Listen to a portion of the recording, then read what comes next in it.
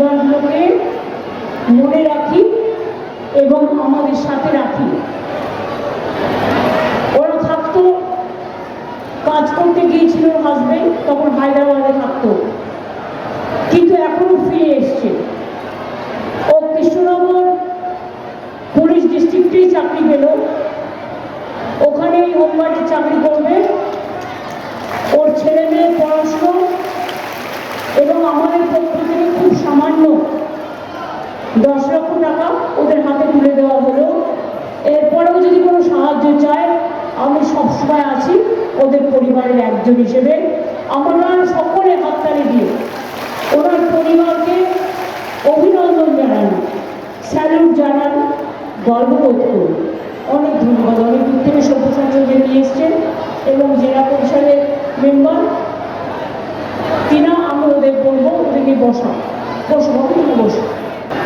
মুর্শিদাবাদেও অনেক কাজ হয়েছে। মুর্শিদাবাদী খান থেকে শুরু করে, পলাশির যুদ্ধ থেকে শুরু করে, বাংলার রাজধানী, দেশের রাজধানী থেকে শুরু করে মুর্শিদাবাদ জেলার নাম সবার কণ্ঠে মুখস্থ।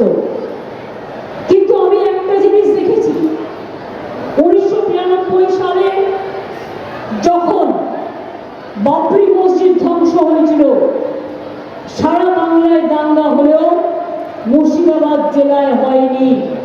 মুর্শিদাবাদের মানুষ দাঙ্গা করতে দেননি।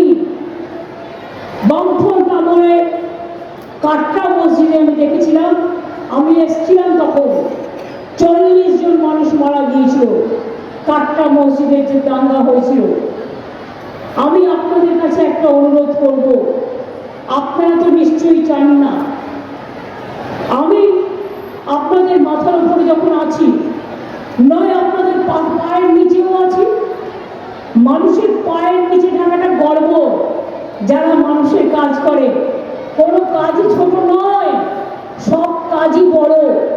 যে মা বোনেরা আমার ঘর সংসারের কাজ করে, ছেলে মেয়ে মানুষ করে, বাইরে কাজ করে, ভাই বোনদের রক্ষা করে, শ্রমিক কৃষককে মর্যাদা দেয়, মনে রাখবেন তারাও কিন্তু আমাদের গর্ব। তাই আমি আপনাদের বলবো, প্লিজ দয়া করে বিজেপির কথা শুনে বা আর কোন ধর্মীয় সংগঠনের মৌলবাদীদের কথা শুনে কোনো প্ররোচিত হবেন না, কোনো ভাগাভাগি করবেন না, মানুষে মানুষে ভাগ করবেন না। আপনারা যদি মানুষে মানুষে ভাগ করেন, তার থেকে আমাকে আমার গলাটা আমার হৃদয় থেকে বাদ দিয়ে দিন, আমি সবচেয়ে খুশি হব। আমি আমার চোখের সামনে কোনো দাঙ্গা দেখতে চাই না। আমি দাঙ্গার বিরুদ্ধে। আপনারা যদি কেউ দাঙ্গা করেন, আপনারা মানুষ দাঙ্গা করে না, দাঙ্গাকারীদের বাইরে থেকে পরিকল্পনা করে নিয়ে আসা হয়, আর তখন আপনারা প্ররোচনায় পা দিয়ে দেন কেউ কেউ। প্লিজ দয়া করে দেবেন না। যদি আপনারা আমায় কথা দিতে পারেন কারো কথায় দাঙ্গা করবেন না, তাহলে দিদি আপনাদের সাথে থাকবে। আর যদি দাঙ্গা করেন, সবাই থাকলেও দিদি কিন্তু থাকবে না। এটা আপনাদের কাছে আমি বলে দিলাম। এটা আমার জীবনের স্বপ্ন। আমি আলো দেখতে চাই, আমি অন্ধকার দেখতে চাই না। কি দাঙ্গা রুখবেন?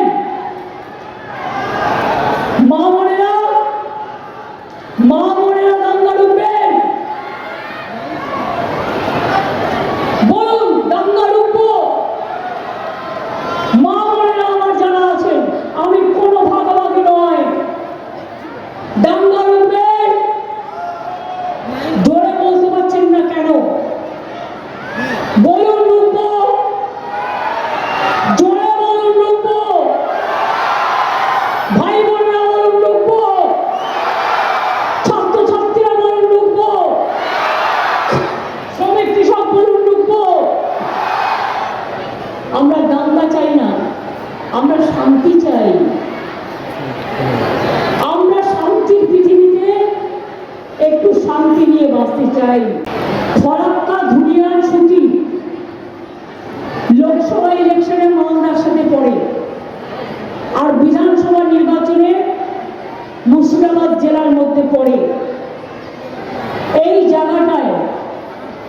অ্যাডমিনিস্ট্রেশনকে আরো স্ট্রং করার জন্য সুতি ধুলিয়ান এবং ফরাক্কা নিয়ে নতুন সাব ডিভিশন অফিস তৈরি করা হচ্ছে।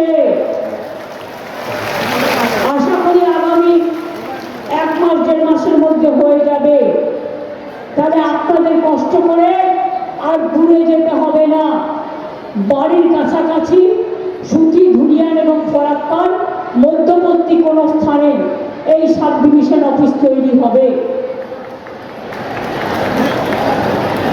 আমি আপনাদের বলি, আমরা দ্বিধায় করেন না,